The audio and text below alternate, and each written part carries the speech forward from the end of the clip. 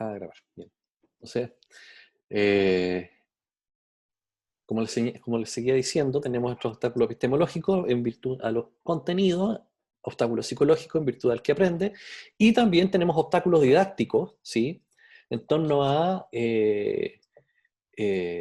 desde la dimensión del docente, ¿sí? Es decir, como profesores también tenemos nosotros obstáculos didácticos a la hora de construir dispositivos y tener acceso a ciertos modelos de enseñanza para poder diseñar, digamos, clases distintas o preparar actividades de aprendizaje desde una perspectiva un poquitito diferente, es decir, ahí también encontramos ciertos obstáculos, ¿sí? Desde el punto de vista de la relación de la dimensión contenido y del sujeto que aprende, vamos a tener, por un lado, representaciones alternativas, o también conocidas como concepciones alternativas.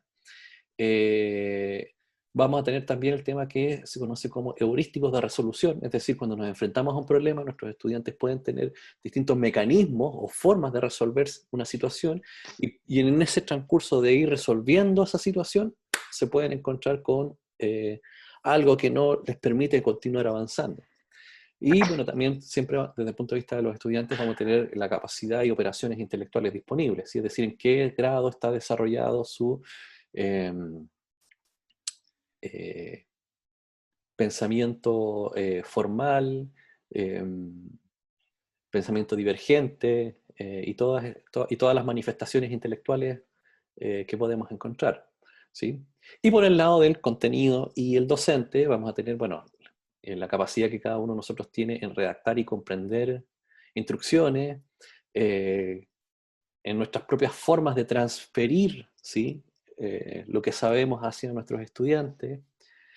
Y también está la complejidad interna del contenido propio, porque a veces los mismos profesores hacemos algunas transposiciones donde terminamos, en vez de transformando el contenido para hacerlo epistémicamente comprensible, terminamos haciendo omisiones. Y producto de esas omisiones generamos obstáculos, ¿sí? Eh, por ejemplo, si ustedes revisan los textos escolares, muchas veces el propio texto escolar está completamente lleno de omisiones, ¿sí? Que no necesariamente permiten a los estudiantes entender y comprender la historia completa, ¿sí? La línea que va conectando entre eso, ¿sí? Y a partir de Yo, este sistema, disculpa que te interrumpa, solo para dar ¿sí? un dato medio rosa. Pregunté una vez a la unidad de currículum y Ujú. textos escolares por qué pasaba eso. Porque de verdad que el libro tiene como unos saltos cuánticos que los libros uno no se los puede explicar. Y me dijeron que tiene que ver con algo netamente administrativo, fíjate, que tiene que ver con que las licitaciones de los libros permiten cierta cantidad de páginas. Sí, Entonces las editoriales ya tienen hechos sus libros gigantescos, entonces para poder participar en estas licitaciones lo que hacen es ir recortando. Se así siguen a es, cosas muy específicas y después queda este rompecabezas incomprensible, lo cual es una así gran es, pena porque se gasta mucho dinero en estos textos así es. y no cumplen lo que deberían Por cumplir. ejemplo, a luz de lo que tú señalas, si ustedes revisan el texto de Ciencias Naturales de séptimo básico, donde se aborda el tema de los gases, ¿sí? Se trabajan todas las relaciones, menos la que tiene que ver con la ley de Avogadro. Así que ya me dirás tú cómo un niño va a entender y comprender todas las relaciones sin entender dentro de PB, NRT la función de N. Va a tener que, no Pasa sé, anónima la función de n, es una Sí, constante. es que las ve todas las leyes de Gay-Lussac, de Boyle, etcétera, pero se salta la que une todo, po, la ley general Yo de lo los gases, inserto, y uno, claro, yo la uno la incluye, pero también es cierto que ponte tú en séptimo, incorporar el concepto de mol también es súper complejo. Y además que se tiene que cruzar con la parte matemática que uno le dice a la regla de tres, el despeje la X, directa, indirecta. Entonces ahí hay todo un tema que no es solo químico, sino que es una transposición matemática ¿eh? y abstracta totalmente. Pero eso Así tiene que es. ver también con la experiencia de usted, porque yo he visto clases donde no lo pasan nomás. Es una constante, listo, es se lo más acabó. cómodo. O sea, claro, ahí tiene que ver con una experiencia del profesor también, pero de muchas clases que me ha tocado observar, sobre todo de séptimo, es una constante. Y los niños preguntan que no es una constante, algo que no cambia, listo, se acabó. Y no hay Es que una lo comprensión. terrible cuando, por ejemplo, tú tomáis cursos más arriba y tienes que retomar tema de gases y te das cuenta que no los tuviste en séptimo y nadie le incorporó el concepto. Entonces, recién ahí tenés que hacer el tremendo paréntesis y tratar de reconceptualizar de cero. Eso es lo más terrible. Sí. No. Bueno, y eso genera, en términos de este autor, errores. Y él hace una tipología, que es un poco la síntesis, yo la puse acá en esta tabla, en su libro, junto con Jean-Pierre Astolfi, que es un investigador francés, que él revaloriza el error, ¿sí? Porque muchas veces nosotros como profesores, desde la evaluación tendemos a castigar, entre comillas, el error, ¿sí? Con un lápiz rojo le marcamos ahí y en grande le chantamos el 1. Mm. Y entonces este autor dice, bueno, tenemos que de alguna forma entender que el error también forma parte del proceso de aprendizaje. Y como forma parte del proceso de aprendizaje, ¿cómo lo podemos aprovechar para el diseño de nuestras clases, para el diseño de nuestras actividades? ¿Sí? Y que para los niños sea, y adolescentes sea natural, no sea algo que sea castigado, que sea algo como punitivo, ¿sí? A través de una calificación. Y él Yo voy plantea... a volver a interrumpir, pero este error referimos al error que comete el estudiante en su proceso de apropiación. Nunca pensaba en el error del docente, porque el error del docente es como, no es tan presentable que el docente cometa errores que induzca errores al estudiante, ¿no? ¿O estoy Bueno, es que siempre bien? está el tema del poder del profesor de la clase. O sea, siempre existe este miedo de que si yo como profe me equivoco, entonces pierdo completamente credibilidad y poder al interior de mi sala de clase. Sí, Cuando en rigor... y eso todo. Perdón. Si no, continúa, Jessica, termina la idea. No, es que era que también eso uno se da cuenta que hasta en el profesor universitario cuesta mucho, como ser humano me refiero, reconocer un error. Entonces, no es tan frecuente que un profesor diga, chiquillo, me equivoqué, ahora vamos a corregir esto, hacerlo explícito. Y eso uno se da cuenta, ponte tú, para uno es fácil, porque yo si me equivoco la embarro, yo les digo, ponte tú, pero yo me doy cuenta también que en procesos universitarios cuesta mucho que un profesor diga, no sé, ponte tú, o que quede en evidencia. Y eso yo creo que es como un tema de la naturaleza humana también, que cuesta mucho reconocer eso. Sí, en efecto. Pero yo pensaba como, eso es como el tenis, como el error involuntario. Pero yo pensaba, es que estoy pensando en unas clases de, precisamente de séptimo que estoy viendo, y el error se produce como por ignorancia, como por falta de preparación de lo que tú vas a hacer. Claro, Pero es que es distinto cuando tú dices, no sé, o me equivoqué, porque salen temas que no manejas y no tienes por qué manejar todo. O la cosa se fue a otro lado, pero de repente hay como lo que me pasó ahora la semana pasada justamente, tú veías ahí como una indolencia a que no preparan nomás, pues no están pasando bueno, sí. momentos que no saben y porque les tocó nomás. O sea, pensaba en ese error, como en que es como poco presentable. Uno se equivoca cada rato, pero son como involuntarios, no es que tú, que sea como por O descuido. sea, Es que sí, la bueno, persona no está consciente de que está cometiendo un error, po. ¿A eso apuntáis tú, Juan Carlos? que esté No, consciente. incluso he visto profesores la semana pasada que están conscientes, porque tú precisamente estaban enseñando esta materia. Y tú le preguntabas, bueno, ¿y entiende? No. Pasan al niño una fórmula y se acabó. Y los niños la hacen mal y no son capaces, o sea, la entienden mal, la operacionalizan mal y no son capaces de decirle, oye, no está bien, porque no son conscientes de lo que están enseñando. Eh, Eso me pasó la semana pasada, que me tiene perturbado, bueno, esta semana, me tiene perturbado hasta ahora, porque son Bueno, colegios yo, públicos, súper sí. vulnerables, los papás probablemente van a mirar eso y lo van a encontrar que está perfecto y Yo queda no sé ahí. si tenga relación, pero por ejemplo, yo cuando recién partí, a mí me tocó hacer ciencias naturales, a mí me tocó hacer unidades de biología, Y yo hasta cierto punto, ponte tú, en ciertos cursos, obviamente no hay dificultades, pero ya después cuando te proponen, ponte tú, dedicarte a hacer en otros cursos más avanzados, yo simplemente digo pastelero a tus pasteles. O sea, una cosa, yo entiendo la parte del profesor, ponte tú, las horas o el dinero, etcétera, pero también uno tiene que tener la capacidad de decir, ¿sabéis qué? Esto yo no lo puedo enseñar, así de simple.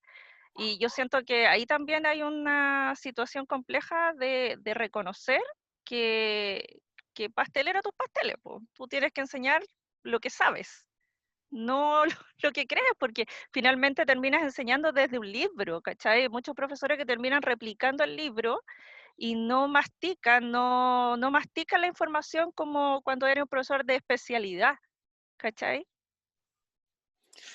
Claro, sigues lo que sería la Sí, conducta del rito, por decirlo así. exacto, y eso pasa con los profesores de básica que enseñan ciencia, porque uno siempre discute que finalmente replican el libro.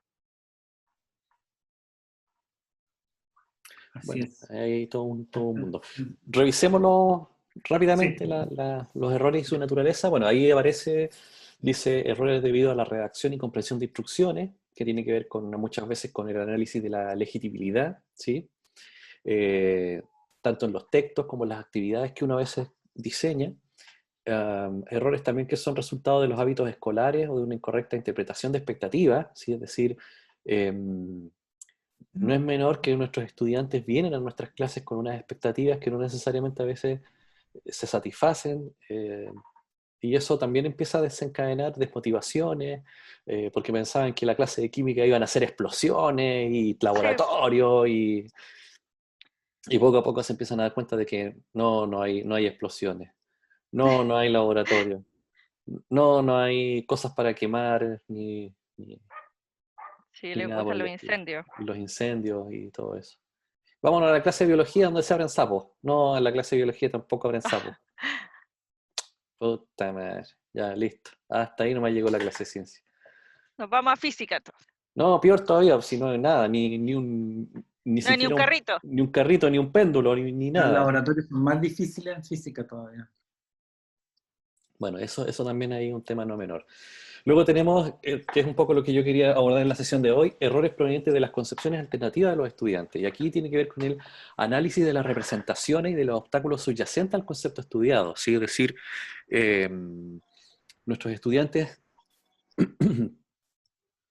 eh, explican o construyen explicaciones a partir de lo que saben de nuestras disciplinas. ¿Sí? ¿Y qué es lo que saben de química? Bueno, seguramente conocerán algunas entidades, seguramente conocerán algún modelo, no todos, algunos nada más, y no seguramente los conocen en profundidad. eh, y cuando quieren explicar algo, lo hacen en función de, no sé, champurreados de cosas que van tomando de distintos lados para poder construir ahí una explicación eh, sustentable. Y eso sumado a procesos de sobrecarga cognitiva, errores que vienen de otras disciplinas, errores de la complejidad propia de la disciplina, nos termina de Pero, alguna manera pero también de la vida confundir. cotidiana, Y pues, de la vida profe. cotidiana, ¿sí? Del lenguaje cotidiano, de cómo Sí. los medios utilizan el lenguaje químico para informar, documentar. ¿Sí? Imagínense ese eh, comercial de, del agua vital, el elemento de la vida. ¿Qué es lo que dice ese? Siempre decían que el agua, el elemento vital. Y después cuando tú querías enseñar elementos, todos te decían, denme un ejemplo de elemento. Ah, Agua. sí. Bueno, lo que pasa que también el tema de los elementos, yo ahí hablo un poquito de la historia, porque cuando yo, a ver, ¿cómo se llama este niño que tiene los 4 poderes, los 4 elementos? Hay un Capitán cómics. Planeta. No, ese es muy antiguo. ¿Cómo se llama este peladito? Avatar. El avatar, po. El avatar que tiene que dominar los 4 elementos, po. Entonces ahí yo me agarro de eso también, ponte tú. Y que claro, pues los niños creen que el aire, agua, fuego, son elementos, pero por esa contextualización del Avatar, por ejemplo. Mm, Y sí. tiempo atrás también hubo una película de El Quinto Elemento con Bruce Willis. Ah, claro, Ah, sí, ese era el amor, el quinto elemento. Sí. claro. Sí, Sí, muy lindo. Pero sí, les pasa eso, pues, profe.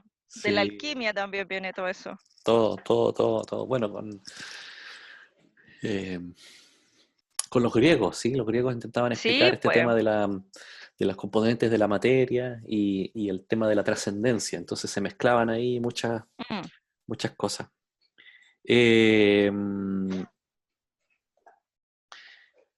Marcos y investigaciones que hay sobre cómo es que los estudiantes aprenden y explican ciertos fenómenos partieron por allá por el año 1970 bajo el concepto de error conceptual o misconception, para más mm. tarde Osborne en el 82 lo clasifica como la ciencia de los alumnos, ¿sí?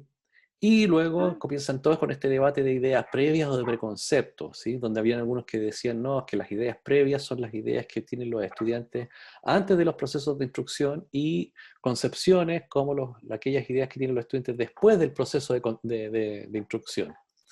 Más adelante se empezaron a conocer otra línea como razonamientos más bien espontáneos o naïf, de sentido común, y ya en el 78 Rosalind Driver acuña el concepto de concepciones alternativas, ¿sí?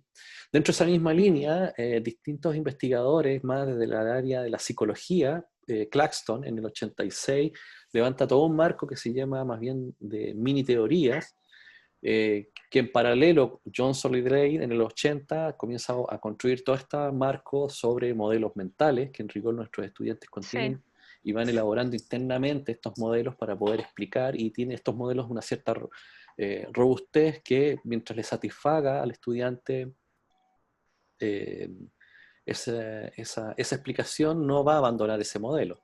Y ahí desde la física nació toda una corriente que se llamó cambio conceptual, donde la idea era cambiar esos modelos, pero lo que se visualizó es que cambiar las ideas de los estudiantes en específico es muy complejo, es muy difícil, sí. cuando en rigor lo que tienes que hacer es fisurar el obstáculo epistemológico, porque del obstáculo epistemológico es que emerge la concepción alternativa. ¿Cómo así? No sé, me enredé un poco. O sea, en el fondo, de lo que el estudiante ha entendido como base. Sí, así es, de lo que él ha entendido como base, ¿sí? Y más aún, cuando la gente habla de aprendizaje significativo, eso genera más concepciones alternativas. ¿Por qué? Porque el concepto o la noción de aprendizaje significativo se sustenta bajo la teoría ausubeliana, y la teoría ausubeliana dice que aprenda y revise qué es lo que sabe primero el estudiante para luego partir su proceso de instrucción desde allí.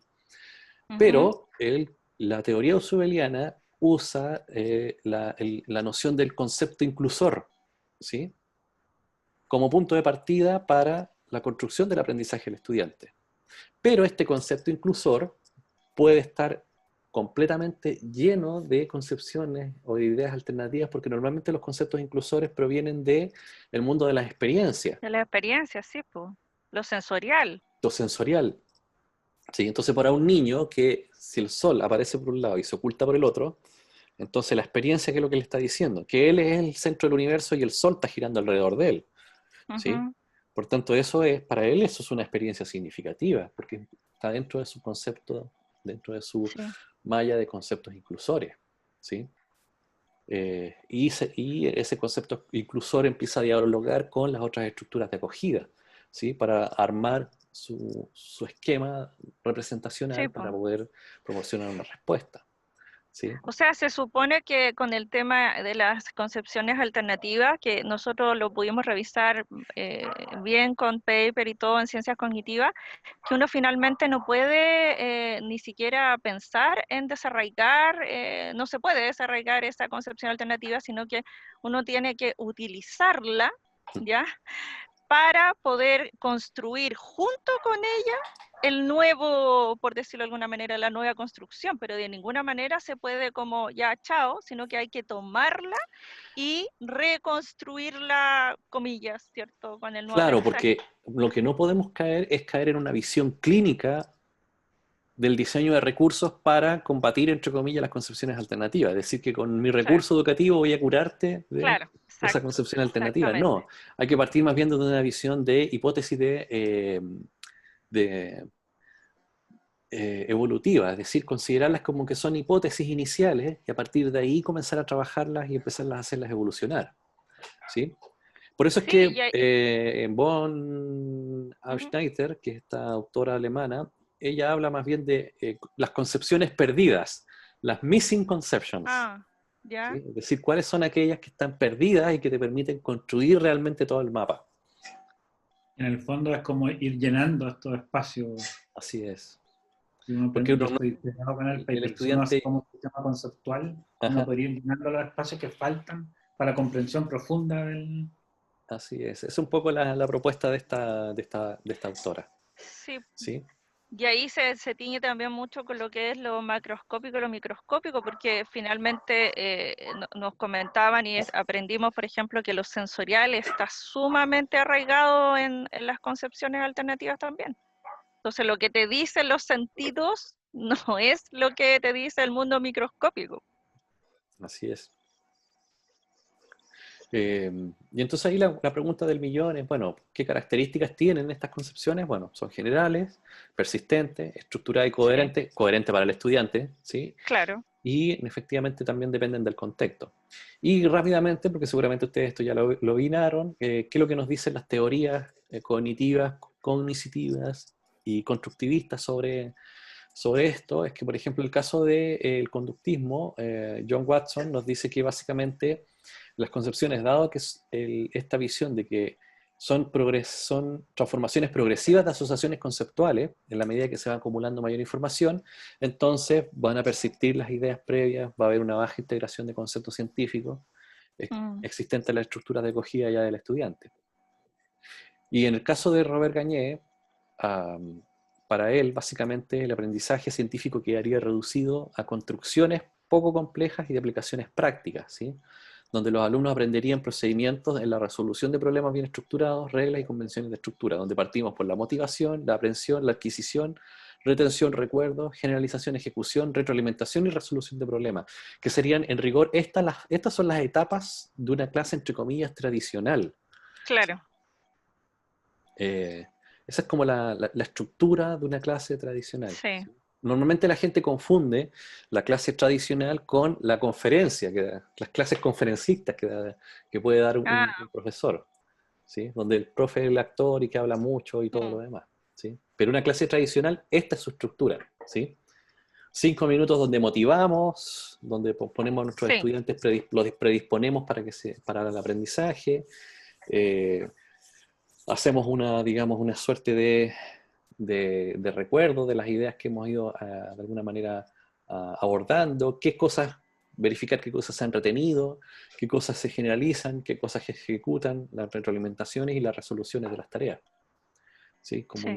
una suerte de fases o etapas. Y bueno, ya desde el punto de vista ya más constructivista, nuestro amigo Jean Mm, Piaget nos dice que en rigor las estructuras cognitivas que influencian la forma en que las personas se relacionan con el medio son las causantes de estas concepciones. sí, Y que esta idea de que los estadios piagetanos básicamente son relativos y lo que pasa a un alumno a nivel observacional puede ser concreto, mientras que para otro tendrá una mayor formalidad, ¿sí? Entonces, esta estructura general piagetana de que por edades establecer ciertos, digamos, estadios, motora sensorial, preoperacional, concreta operacional y formal operacional, son básicamente plausibles para algunos, pero no para todos. Y podemos mm, tener niños con lo que él mismo define, aceleración cognitiva, ¿sí? Es decir, que niños no sé, de séptimo básico comprendan teorías y conceptos de enseñanza media, claro, y al revés, niños que están en enseñanza media que no logran para sí. ellos entender o comprender lo que están trabajando, pero ¿Eso sí, no entra en el modelo de Piaget? ¿Qué sí, hace claro que sí. Piaget? Él los define como aceleración cognitiva o desaceleración cognitiva, ¿sí? Con respecto a sus estadios. Ahí lo tocaban, porque hay adultos que inclusive Sí, no evolucionan de la no, no etapa adolescente. funciona. Sí, por Sí, eso Tengo esa de las sensación. explicaciones concretas. Ujú. Ah, Por eso es que ahí también hubieron países que frente a los trabajos de Piaget, desde el punto de vista curricular, colocaron las ciencias básicamente en los currículums después de los 12 años, ¿sí? Por el hecho de que relacionaban que el aprendizaje de la Sí, ciencia se Madurez. vinculaba más bien a un estadio de formal operacional, producto de los niveles de abstracción que se manejan en las ideas de la Sí. disciplina. varios Bueno, y colegios. ahora con el, perdón.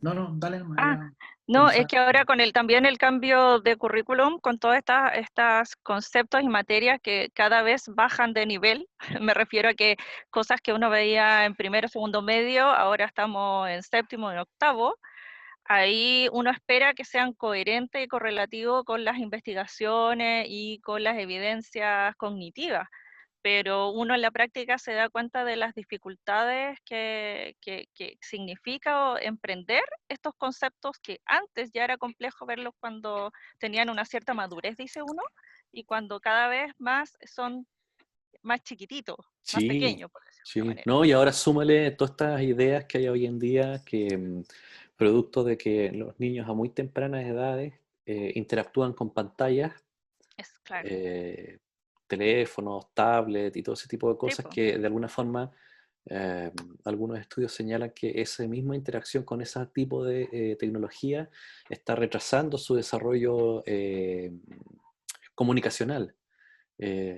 Por ejemplo, hay niños que Bueno, llegan hasta los 5, 6, 7 años donde todavía no logran no, pronunciar no la logra R, la hablar. P, Sí.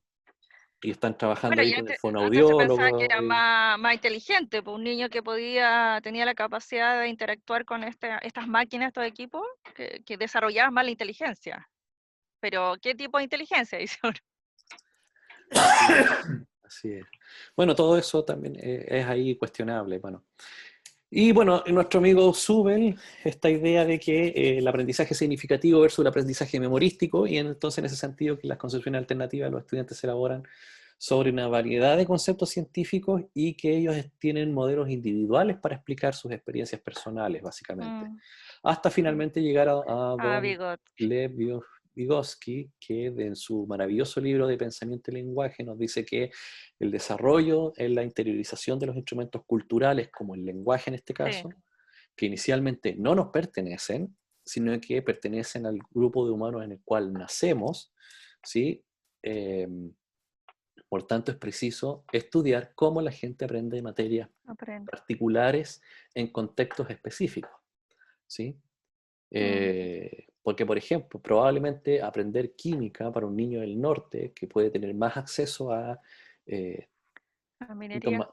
claro, el mundo de la minería, probablemente para él va a ser mucho más simple entender y comprender temas específicos de la disciplina, como puede ser, no sé, fenómenos de oxidorreducción, fenómenos de disoluciones, entre otros, Mm, versus chicos que viven en una ciudad y que están rodeados de cemento, donde el acceso a poder ver un mineral es mucho más complejo, mucho más difícil, eh, en fin. Y por tanto, ahí nos queda eh, esta idea del proceso de interacción, bueno, dónde situamos esa zona de desarrollo próximo, dependiendo de la sí. comunidad en la cual estamos insertos, ¿sí? Entonces, se dice que el origen básicamente es sensorial, ¿sí? Social y escolar, Sí. ¿sí? Serían las tres Sí. fuentes de las concepciones, ¿sí?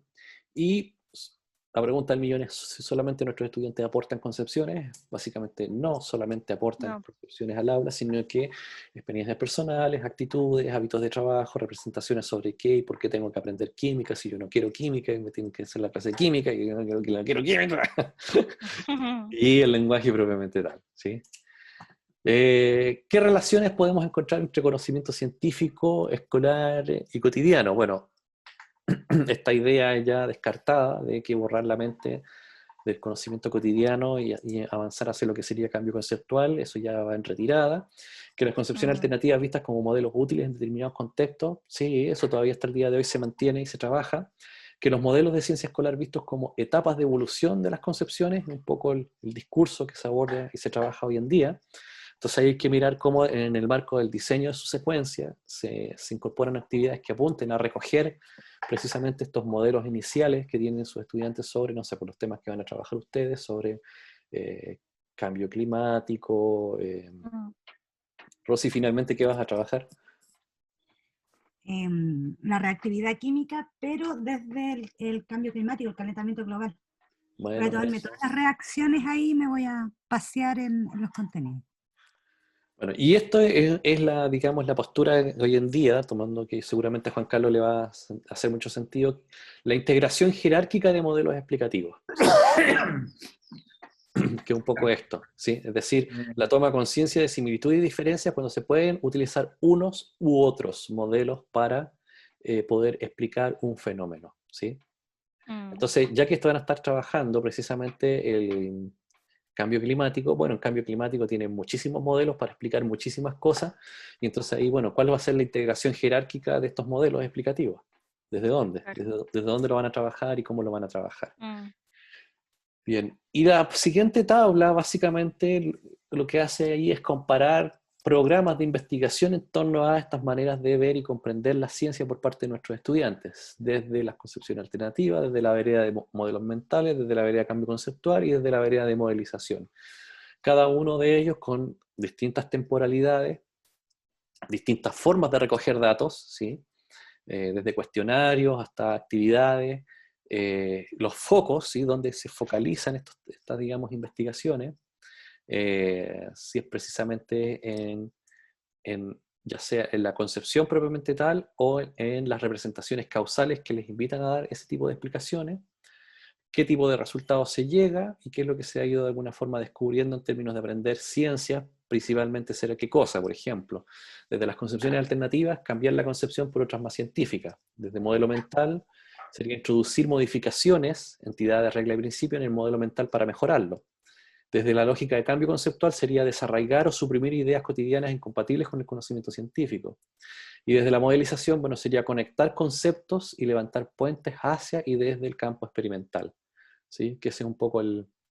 Pero, profe, ahí ¿sí? uno puede fundir, no sé cómo llamarlo, estilos, no sé, concepciones o focos, no sé. Pero, por ejemplo, siento que es como muy amigable trabajar cambio conceptual con modelización. Sí, tú puedes hacer eso, si es tu lógica propia de trabajo, pero si quieres esto después mandarlo a una publicación, a alguna revista, el artículo al tiro te lo van a sacar por secretaría, porque ya cambio conceptual prácticamente ninguna revista te publica un artículo que esté sustentado en ese marco, por ejemplo. Pero finalmente uno hace el cambio conceptual a través de la modelización. O sea, lo que pasa, Rosy, es que para hacer cambio conceptual tú necesitas muchísimas actividades y muchísimo tiempo para poder ir trabajando con los estudiantes. Y normalmente un artículo, si tú lo revisas, la tendencia primordial es que te dan, no sé, por registro, situaciones de sondeos muy particulares y muy específicos dentro de un periodo acotado de tiempo. ¿Sí? Pero si está dentro de tu lógica, porque a ti te hace sentido y tú lo ves, que te es de alguna forma fácil de trabajarlo y más encima lo puedes trabajar en un contexto de temporalidad más amplio, bueno, también puedes hacerlo, no hay problema. Uno lo hace pero no lo declara, si quiere hacerlo para un paper. Claro, pero bueno. Bibliografía complementaria, ¿sí? Para la gente de química tienen ahí el libro de Sí, Neus tengo San el San Martí. Martín. Y para la Sí. gente de biología tienen ahí Giordani de Becky, que ese es un clásico libro, Los orígenes del saber, donde trabaja todo el tema de las concepciones alternativas utilizando una plantita, la famosa la diatomea esta que se utiliza normalmente para hacer demanda de oxígeno en un acuario. Perfecto. Sí. El capítulo 5 lo leímos, ¿cierto, Yeka? Sí, lo leímos, inclusive lo utilizamos para hacer la secuencia didáctica con la profe. Sí. Sí, Nuestro amigo San Martín. Nuestro amigo San Martín. Sí. Bien, ahí tenemos entonces nuestra amiga. Nuestra amiga, perdón. Sí, es una señora. Su amiga San Martín. San Neus. Martín. Nieves. Sí. Sé que Eh, nunca me acuerdo el nombre, pero sí me acuerdo de San Martín. Sí. Bien, para la próxima semana, ¿qué tenemos en el menú? Podemos trabajar lenguaje, No, vamos a indagación. aclarar dudas. Acuérdese que eso habíamos dicho, que la Ah, clase del 9 la íbamos a dejar para retroalimentar todo lo que lleváramos avanzado antes de la entrega. perfecto, ok. Ya, Digo yo, entonces, no sé qué dice el resto. eh, retroalimentación. sí, porque yo, mientras más avanzado, más dudas tengo. Perfecto. Sí, no hay problema. Recuerden que esto ya es Pero vamos a moderar prácticamente, los tiempos. como son poquitos, esto es a la carta. Sí, sí. Ay, profe, si quiere, deje de grabar nomás. ¿Sí? Bien. Quedamos hasta acá Para no entonces. grabar Sí. nada. Profe, le quería yo decir algo, pero cuando los chiquillos no estén. Ah, no, me da lo Ah, mismo.